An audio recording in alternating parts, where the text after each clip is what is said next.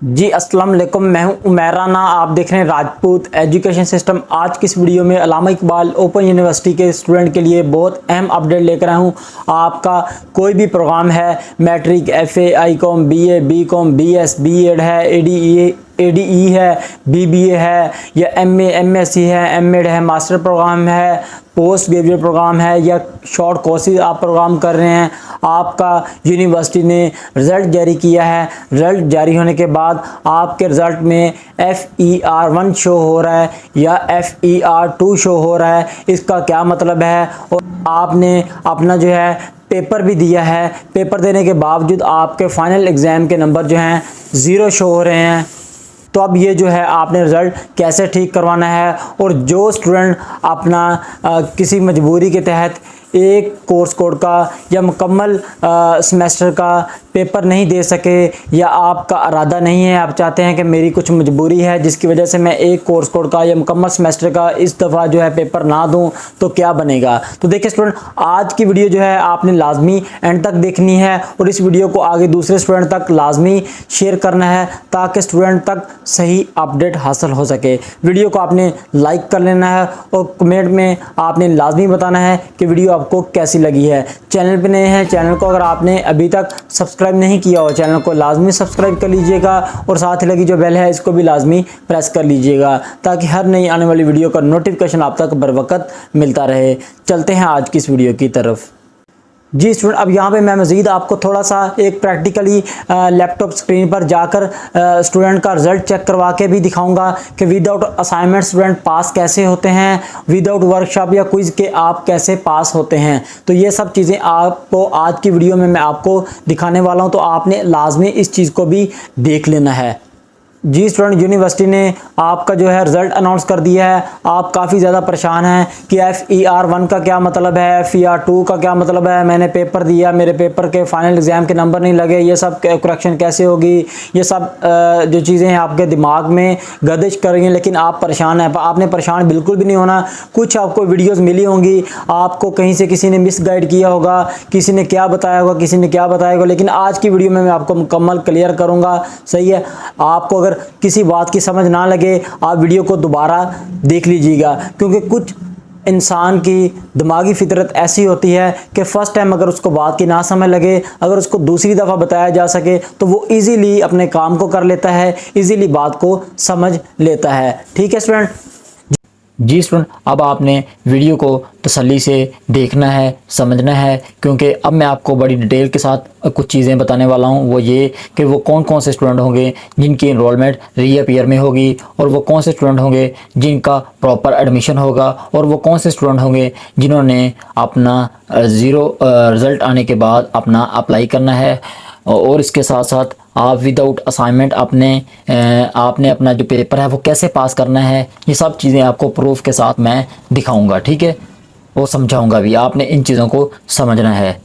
सबसे पहले तो मैं आपको बताता चलूँ कि अगर आपका रीअपीयर में इनरोलमेंट होगी, रीअपीयर में आपकी फ़ीस जमा होगी, तो वो कितनी होगी? मैट्रिक एफ की तकरीबन 200 रुपये होगी, बीए बीकॉम की 600 रुपये होगी। इसके अलावा बीएस, बीएड, बीबीए प्रोग्राम जो हैं, सही मास्टर प्रोग्राम जो है, MA, MSc, MEd, master program, इनकी तकरीबन 800 से 1000 रुपये जुर्माना होगा पर कोड का, सही रीअपीयर का फ़ाइन जमा करवाने का। अब ये जो फ़ाइन होता है आपने कब जमा करवाना होता है? देखें, जब आपका रिज़ल्ट आ जाता है, रिज़ल्ट के बाद जब एडमिशन यूनिवर्सिटी ओपन करती है, उन एडमिशन के दौरान ही आपको कम से कम कोई 5 से 7 दिन का, 10 दिन का टाइम देती है कि इस टाइम के अंदर आप जो है अपनी रीअपीयर की फ़ीस पे करें। ठीक है? जब ये टाइम गुजर जाता है उसके बाद रीअपीयर की इनरोलमेंट आपकी नहीं होती, तो इस तरह से आपका सेमेस्टर वेस्ट हो जाता है। तो इसलिए आपने हमारे साथ राब्ते में रहना है ताकि हमारे ज़रिए आपको सारी अपडेट होती रहे, तो आप जो है अपना सेमेस्टर और वक्त ज़ाया होने से बचा सकें। सही? और इसके बाद मैं आपको बताता चलूँ कि जब आप अपने रीअपीयर की फ़ीस पे कर लेते हैं,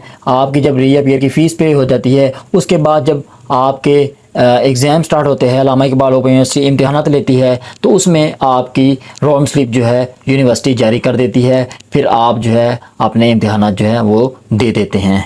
इस तरह से रीअपीयर की कुछ पॉलिसी है। ठीक है? तो अब चलते हैं वीडियो की तरफ। सही? जी स्टूडेंट, मैंने स्टूडेंट का CMS ओपन किया है, एग्ज़ाम एंड ग्रेड्स के ऑप्शन में गया हूँ। ठीक है? अब सबसे पहले तो यहाँ पे ये व्यू ग्रेड्स के ऑप्शन पे क्लिक करके मैं आपको कुछ चीज़ें समझाता हूँ, ठीक है। सबसे पहले तो ये देखें, ये 316 कोर्स कोड है, ठीक है, इस्लामिक स्टडी का। ये स्टूडेंट ने 42 नंबर लिए हैं, ठीक है, 42 डी ग्रेड है, पास है। इसके अब आगे व्यू कोर्स डिटेल के ऑप्शन पे क्लिक करके कुछ आपको माजरा दिखाता हूँ, मतलब कि कुछ चीज़ें आपको कुछ यूनिवर्सिटी के पॉलिसी दिखाता हूँ, ठीक है, जिसके मतलब आपको डिटेल से समझाऊंगा और आपके दिमाग में भी डालूंगा ताकि आपको भी इस चीज़ की समझ आ सके, ठीक है। व्यू कोर्स डिटेल पे क्लिक कर लिया।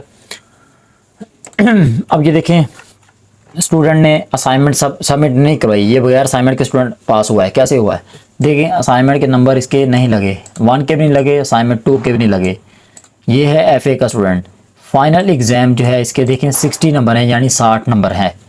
Matric, FA, ICom, BA, BCom, जिनका बीए बीकॉम ओल्ड है, जिन्होंने स्प्रिंग 2019 या इससे पहले एडमिशन लिया था, ये स्टूडेंट, और MA, MSc, MEd, master program, ठीक है, ये प्रोग्राम के स्टूडेंट जो होते हैं ये 40 नंबर वाले पास होते हैं, ठीक है। दोबारा रिपीट कर दूं, matric, FA, ICom, BA, BCom और इसके अलावा MA, MSc, MEd, master program वाले स्टूडेंट, ठीक है।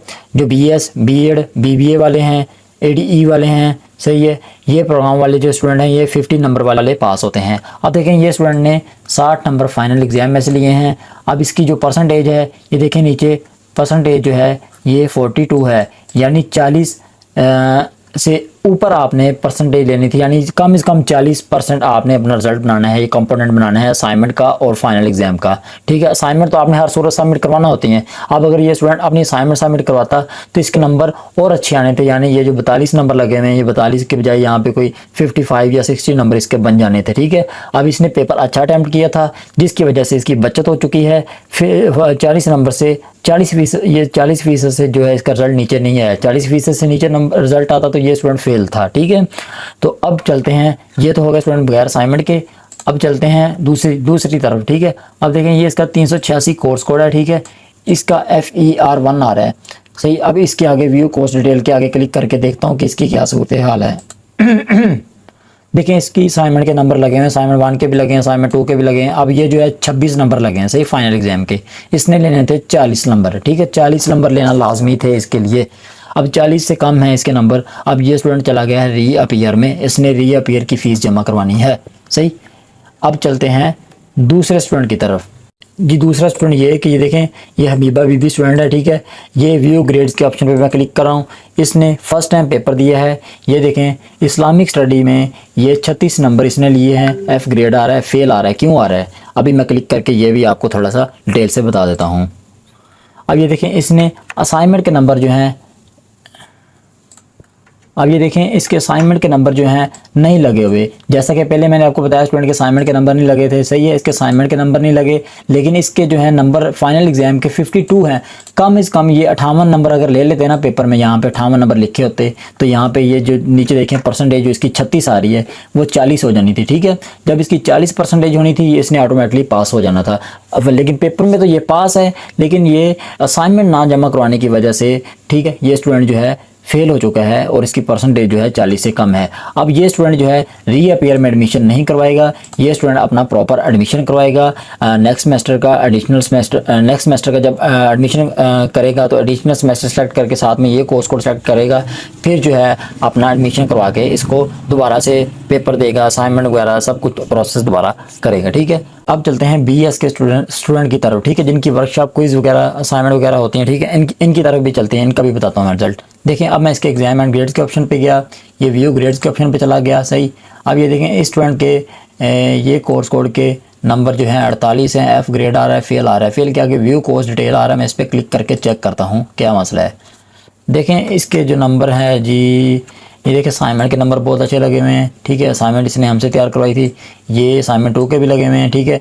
इसने बस वर्कशॉप जो है ना, ये देखें वर्कशॉप 10 में से कोई 2 नंबर लिए हैं। तकरीबन 6 दिन की वर्कशॉप होती है, इसने 1 या 2 दिन की वर्कशॉप ली है, 1 दिन की ली है, ठीक है।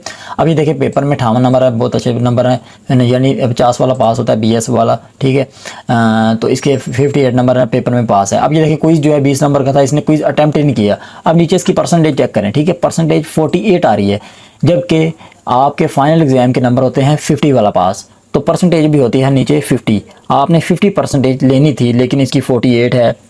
अगर ये काश अपनी ये जो है क्विज़ जो है अटैम्प्ट कर लेता है, 20 में से कोई 5-7 नंबर ये ले लेता है, या वर्कशॉप कोई ले लेता है 4 या 6 नंबर ले लेता है, ठीक है, यानी सारी वर्कशॉप ले लेता है, ठीक है, तो ये जो है स्टूडेंट जो था इजीली पास हो जाना था। थोड़ा सा बीएस वाले जो बीबीए वाले होते हैं, बीएड वाले स्टूडेंट होते हैं, इनके लिए थोड़ा सा टफ होता है, क्योंकि वो टफ ऐसे कि बस इतना मुश्किल भी नहीं होता, ठीक है, आपने असाइनमेंट तो करनी होती है, वर्कशॉप कोशिश किया करें, पूरी अटैम्प्ट किया करें, पूरी अटेंड किया करें, कोई भी वर्कशॉप ना मिस किया करें, क्विज भी पूरा किया करें, ताकि आपकी परसेंटेज जो है कम ना हो। देखें स्टूडेंट पेपर में से पास है, बाकी जो है वर्कशॉप और क्विज की वजह से इसने मार खा ली है, ठीक है, अब जो है इसकी परसेंटेज कम हो गई, अब ये स्टूडेंट जो है फेल हो चुका है। अब इसने भी अपना प्रॉपर एडमिशन करवाना है इस फेल कोर्स कोड का, ठीक है। मज़ीद आपको कोई भी समझ ना लगे, हमारी सर्विस के ज़रिए आप फ़ायदा उठा लिया करें, हमसे काम करवा लिया करें, किसी अच्छे प्रोफेशनल बंदे से काम करवा लिया करें, ठीक है।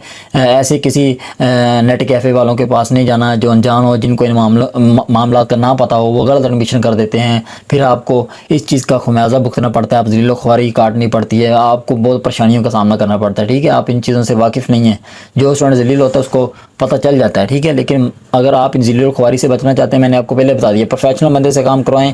अगर आप खुद अच्छे तरीके से करना जानते हो खुद करें, या आप हमारी सर्विस के ज़रिए भी करवा सकते हैं। बहुत से स्टूडेंट जो हैं हमारी सर्विस के ज़रिए अपना काम करवा रहे हैं, उनको बिल्कुल टेंशन नहीं होती, ठीक है, ये चीज़ है। तो अब मैं बताता हूँ कि जिन स्टूडेंट का रिजल्ट फेल होता है, ज़ीरो होता है, वो कौन से स्टूडेंट होते हैं जो अपना रिजल्ट करेक्शन के लिए अप्लाई करेंगे। जी स्टूडेंट, इसका मैंने एग्जाम एंड ग्रेड के ऑप्शन पे गया, ये हाफिज़ सिकंदर स्टूडेंट है, ठीक है। इसके व्यू ग्रेड के ऑप्शन पे मैंने क्लिक किया रिजल्ट के, ठीक है। अब ये देखें, इसका एक ही कोर्स कोड था, FER1 शो हो रहा है, आपका FER1 शो हो, FER2 शो हो, फेल शो हो, उसके आगे व्यू कोर्स डिटेल का ऑप्शन आ रहा है, आपने क्लिक करके लाजमी डिटेल चेक करनी है। ये देखें, इसके असाइनमेंट के नंबर लगे हुए हैं, असाइनमेंट 1, 2 दोनों के लगे हुए हैं, फाइनल एग्ज़ाम के नंबर नहीं लगे। अगर इसने पेपर दिया था तो फिर ये लाजमी रिजल्ट करेक्शन के लिए अप्लाई करेगा, क्योंकि इसके नंबर 0 हैं। रिजल्ट करेक्शन के लिए कैसे अप्लाई करना है, इसके लिए अलग से मैंने वीडियो बनाई हुई है, उस वीडियो को आप देख लें, उस वीडियो का लिंक डिस्क्रिप्शन में भी दे दिया है, ठीक है। और रिजल्ट करेक्शन के लिए आप हमारी सर्विस के ज़रिए भी अपना अप्लाई कर सकते हैं। हमारा कॉन्टैक्ट नंबर आप अपनी स्क्रीन पर देख रहे हैं, ठीक है। अगर इस स्टूडेंट ने पेपर ही नहीं दिया था, फिर ये स्टूडेंट जो है रीअपीयर में चला जाएगा, ठीक है, क्योंकि फिर इसने पेपर नहीं दिया था तो ये रीअपीयर में तो ऑटोमेटिकली जाएगा, क्योंकि ये दोबारा पेपर देगा। इसने तो पेपर अगर दिया था, अगर इसके नंबर अभी अगर इसके नंबर 0 आए हुए हैं तो ये रिजल्ट करेक्शन के लिए लाजमी अप्लाई करे, ठीक है। इंशाल्लाह इसका रिजल्ट अपडेट हो जाएगा। जी, अब मैं यहाँ पे बताता चलूँ कि ऐसे स्टूडेंट जिन्होंने अपना एक कोर्स कोड का या मुकम्मल सेमेस्टर का जो है इम्तिहानात को छोड़ दिया था, यानी पेपर को नहीं दिया था, ज़ाहिर सी बात है ये स्टूडेंट फेल होंगे, रीअपीयर होंगे। या जिन स्टूडेंट ने छोड़ने का इरादा रखा हुआ है कि हम एक कोर्स कोड का या 2 कोर्स कोड का पेपर नहीं देंगे या मुकम्मल सेमेस्टर के पेपर नहीं देंगे, तो ज़ाहिर सी बात है ये स्टूडेंट भी फेल रीअपीयर हो जाएंगे इनका जब रिजल्ट आएगा। अब जी स्टूडेंट, अब यहाँ पे मैं आपको सब स्टूडेंट को बताता चलूँ कि यूनिवर्सिटी आपको टोटल 3 चांस देती है। उन 3 चांस के अंदर आपने अपने पेपर को, यानी अपने मुतलका कोर्स कोड को, अपने सेमेस्टर को आपने लाजमी क्लियर करना होता है। वो कैसे, देखें, फ़र्स्ट टाइम आपने अपना एडमिशन भेजा, एडमिशन भेजने के बाद आपने असाइनमेंट भी जमा करवा दी, आपने वर्कशॉप भी की, क्विज़ भी किया, पेपर भी दिया।